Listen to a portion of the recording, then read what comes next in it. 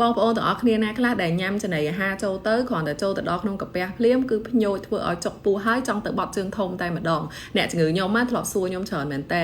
ករណីនេះគេហៅថាជា gastrocolic reflex gastrocolic reflex នេះគឺបានន័យថានៅពេលដែលយើងញ៉ាំចំណីអាហារចូលទៅក្នុងពោះរបស់យើងទៅដល់កាពះភ្លាមកាពះយើងមិនរីកដើម្បីដាក់ចំណីអាហារយើងនឹងនៅពេលដែលកាពះយើងរីកនឹងឯងដែលវាផ្ដល់សញ្ញាចុះមកពោះវៀនធំនឹងឲ្យពោះវៀនធំរបស់យើងនឹងកត្រាក់នៅអាកំណាត់ចុងក្រោយដែលទុកលាមកនឹងឯងអញ្ចឹងបាននៅពេលដែលយើងញ៉ាំចូលទៅដល់ក្នុងកាពះរបស់យើងភ្លាមទៅអាពោះវៀនធំរបស់យើងវាកត្រាក់ធ្វើឲ្យយើងឈឺឬក៏ធ្វើឲ្យយើងចង់ទៅបន្ទោបងបត់ជើងធំនឹងភ្លាមតែម្ដង reflex បែបនេះគឺកើតឡើងទៅលើមនុស្សសុខភាពល្អប៉ុន្តែភាគច្រើនណាក៏គេឃើញទៅលើអ្នកដែលគាត់មានជំងឺម្យ៉ាងដែលគេហៅថា IBS Irritable Bowel Syndrome គឺជាជំងឺដែលប្រព័ន្ធរំលាយអាហាររបស់គាត់នឹងធ្វើការអត់ស្រួលទេព្រោះន័យថាអ្នកខ្លះគាត់អាសារាកអ្នកខ្លះទៅគាត់អាសាទល់លាមកដោយសារមូលហេតុផ្សេងប៉ុន្តែនេះគឺជាប្រធានបទផ្សេងខ្ញុំចង់និយាយថារឿង gastrocolic reflex ទេថ្ងៃនេះ reflex នេះមិនកើតលើមនុស្សគ្រប់គ្នាទេប៉ុន្តែអ្នកដែលមាន reflex ហ្នឹងណាមិនបានន័យថាគាត់មានជំងឺទេចឹងក្នុងករណីថាព្រឹកឡើងគាត់ញ៉ាំអាហារអីចូលទៅក្នុងពោះហើយគាត់ចង់ទៅបន្ទោបងប្រសិនបើគាត់មានអាការៈអញ្ចឹងម្ដងឬក៏ពីរដងក្នុងមួយថ្ងៃលាមករបស់គាត់ហ្នឹងគឺពណ៌លឿងល្អ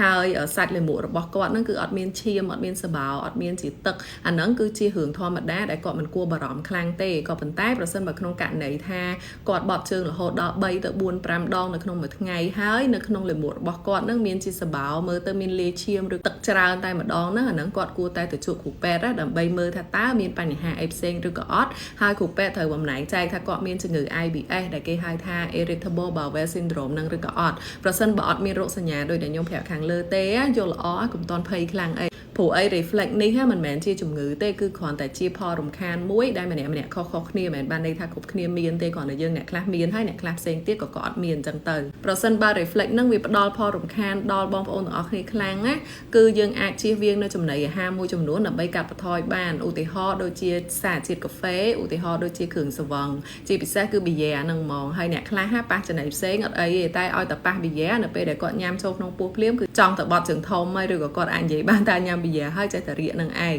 ទី3ទៀតអាហារដែលគេជ្រលក់ម្សៅយកទៅបំពងអាហ្នឹងក៏ធ្វើឲ្យគាត់មាន reflex បែបហ្នឹងដែរចំណុចមួយទៀតហ្នឹងគឺពពួកសូដាអ្នកដែលគាត់ចូលចិត្តញ៉ាំ Coca-Cola អ្នកដែលគាត់ចូលចិត្តញ៉ាំ Sprite ឬក៏ 7up អីហ្នឹងក៏គាត់មានអាការៈបែបហ្នឹងដែរអញ្ចឹងប្រសិនបើយើងមានអាការៈបែបហ្នឹងជៀសវាងអាហារដែលខ្ញុំប្រាប់មួយចំនួនខាងលើហ្នឹងទៅគឺវាអាចឃើញថាថមថយឬក៏ធូរស្បើយប៉ុន្តែបើវាជាផលរំខានខ្លាំងមែនតើណាហើយអត់អស់ចិត្តទេអាចណាត់ជួបជាមួយនឹងគ្រូពេទ្យដើម្បីប្រឹក្សាយោបល់បន្ថែមបានថ្ងៃនេះខ្ញុំចង់ចែកម្លែកប៉ុណ្ណឹងជួបគ្នានៅថ្ងៃក្រោយទៀតបាយបាយ